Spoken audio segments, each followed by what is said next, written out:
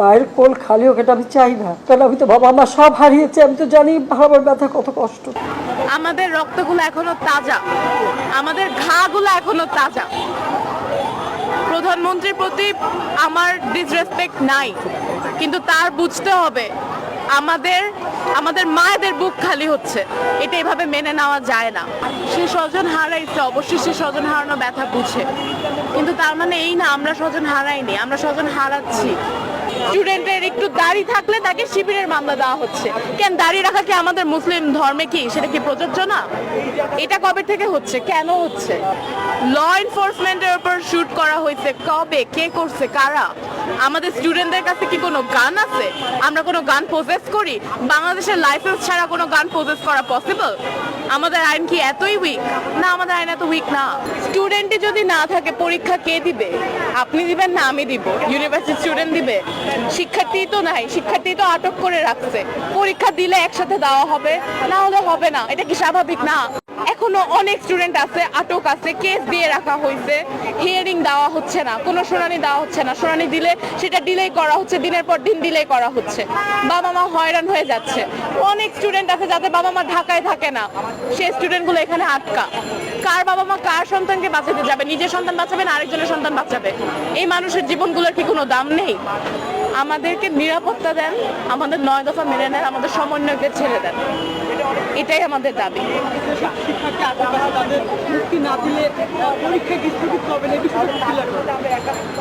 স্টুডেন্টই যদি না থাকে পরীক্ষা কে দিবে? আপনি দিবেন না আমি দিব? ইউনিভার্সিটি স্টুডেন্ট দিবে?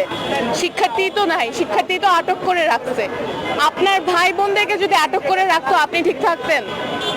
আমাদের ভাই বোনই লাগে ওরা, প্রত্যেকটা এইচএসসি শিক্ষার্থীরা, তারা সবাই ব্যাচমেট বলেন, ফ্রেন্ডস বলেন, যাই বলেন, তাদের ভাইরা যদি পরীক্ষা না দিতে পারে, তারা এই পরীক্ষা দিয়ে সাফল্যতা পায়, কি পাবে জীবনে? এই সাফল্যতার কোনো ভ্যালু নাই আমাদের কাছে।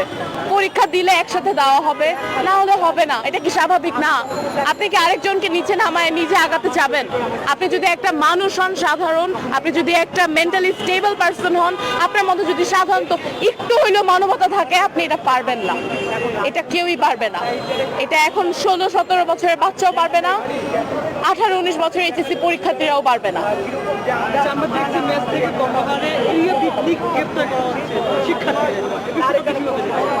এই বিষয়টা এটা হচ্ছে, এটা এভিডেন্স আছে। পুলিশ রাতের 12টা থেকে 4টা পর্যন্ত শুরু করে রেইড দেয়। লেডি কনস্টেবল ছাড়া মেয়েদের বাসায় ঢোকা হয়, মেয়েদের বাসায় ঢুকে মেয়েদের গায়ে হাত দেওয়া হয়। আমার ফোন রাষ্ট্রীয় সম্পদ না, আপনি ওয়ারেন্ট ছাড়া আমার বাসায় ঢুকতে পারেন না, এটা কোনো আইনের আন্ডারে পড়ে না। আমরা অনেকেই আইনের শিক্ষার্থী, আমরা জানি, আমরা আইন বুঝি। আইন আমাদের নতুন করে শেখানোর দরকার নাই।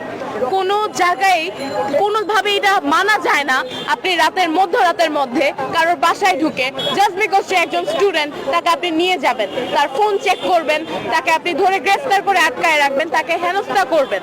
এভাবে হয় না। টাকা দেওয়া হচ্ছে, টাকা নিয়ে ছাড়া হচ্ছে, আর মাঝে মধ্যে তো সেটাও ছাড়া হচ্ছে না, কেস দিয়ে দেওয়া হচ্ছে। স্টুডেন্টের একটু দাড়ি থাকলে তাকে শিবিরের মামলা দেওয়া হচ্ছে। কেন দাড়ি রাখা কি আমাদের মুসলিম ধর্মে কি সেটা কি প্রযোজ্য না? এটা কবে থেকে হচ্ছে, কেন হচ্ছে? কার কাছে প্রোটেকশন যাব? পুলিশ আমাদের মারতেছে, পুলিশের কাছে প্রোটেকশন কিভাবে যাব আমরা? একজন পুলিশ একজন শিক্ষার্থী মেয়ের কি ফোন চেক করতে পারে? 2023-এ আমাদের হোম মিনিস্টার নিজে বলছিল ফোন রাষ্ট্রীয় সম্পদ না। সেকশন 22-এর আন্ডারে এটা ক্লিয়ারলি লেখা আছে, আপনার ফোন রাষ্ট্রীয় সম্পদ না, এটা আপনার ব্যক্তিগত জিনিস। ফোন চেক করার কোনো ওয়ারেন্ট ছাড়া, আনলেস আপনি একটা ক্রিমিনাল, আনলেস আপনার উপর কোনো কেস ফাইল করা হয়েছে, আপনি কারোর ফোন চেক করতে পারেন না। জোর মূল্য করে, এইভাবে জোর করে রাস্তা থেকে নামায় হেনস্থা করে এইভাবে আপনারা ফোন চেক করতে পারেন না।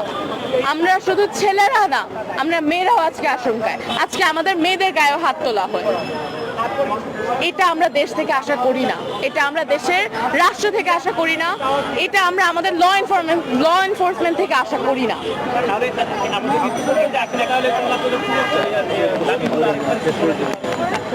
আমাদের 9 দফা আপনারা সবাই জানেন, এটা আমরা পুরোপুরিভাবে প্রকাশ করা হচ্ছে। আমরা আমাদের 9 দফা চাই সরকার মেনে নেয়। আমরা চাই সমন্বয়কদের ছেড়ে দেওয়া হোক যত দ্রুত সম্ভব, কারণ আমরা প্রোটেস্ট অলরেডি উইথড্র করছি।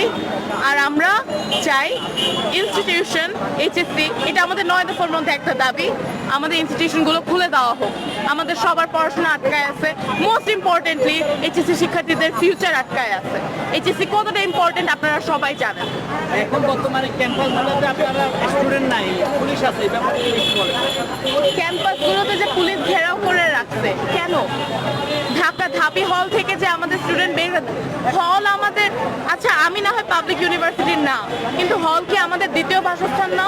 এটা তো আমাদের দ্বিতীয় বাসস্থান। যারা পাবলিক ইউনিভার্সিটিতে পড়ে তাদের বেশিরভাগ বাবা মা দেশে থাকে না, তাদেরকে যে রাতে তাদেরকে বের করা হয়েছে জুলাইয়ের 17 অথবা 16 তারিখে, তাদেরকে যখন বের করা হয়েছে তারা কোথায় গেছে, কিভাবে গেছে, কেন তাদের কিভাবে হেনস্থা করা হয়েছিল, এত অবিচার কেন হইল? আমরা শুধু এই বিচার চাই। আপু, আমরা দেখেছি যে 1971 সালের পরে একটা বড় গণহত্যা আমরা দেখলাম।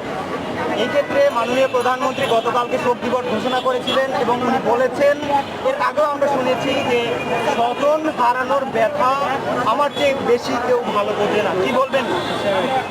সে স্বজন হারাইছে, অবশ্যই সে স্বজন হারানো ব্যথা বুঝে, কিন্তু তার মানে এই না আমরা স্বজন হারাইনি, আমরা স্বজন হারাচ্ছি।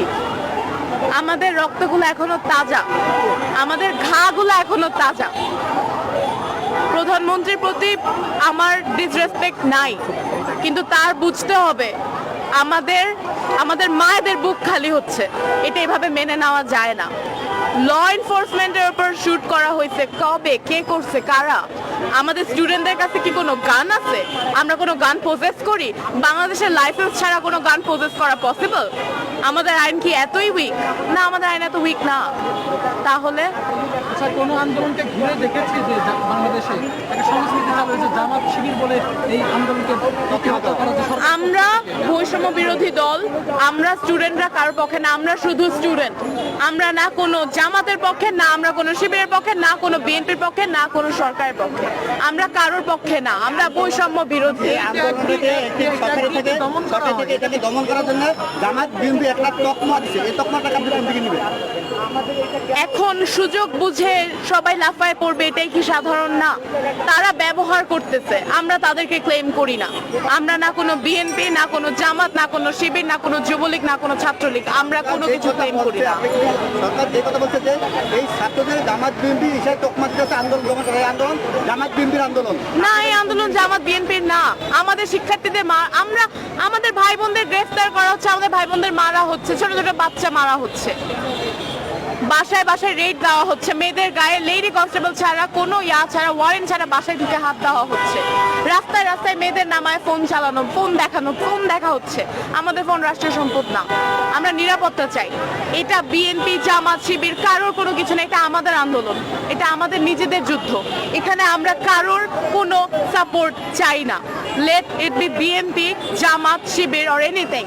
আমরা উই ডোন্ট ক্লেম দেম, তারা আমাদের অংশ না, আমরা তাদের অংশ না। তারা যদি আমাদের কোনো পক্ষ নিয়ে থাকে, এটা তারা সুযোগ সুবিধা বুঝে করতেছে, তারা নিজেদের মতো নিজেরা যা ইচ্ছা তা করতেছে। তাদের থেকে কোনো কিছুই আমরা কোনোভাবে কানেক্টেড না। পরিচয়টা বলেন না। আমি এনএসসির শিক্ষার্থী একজন, আমি বিবিএ ডিপার্টমেন্টের। নামটা? আফরিন। আফরিন।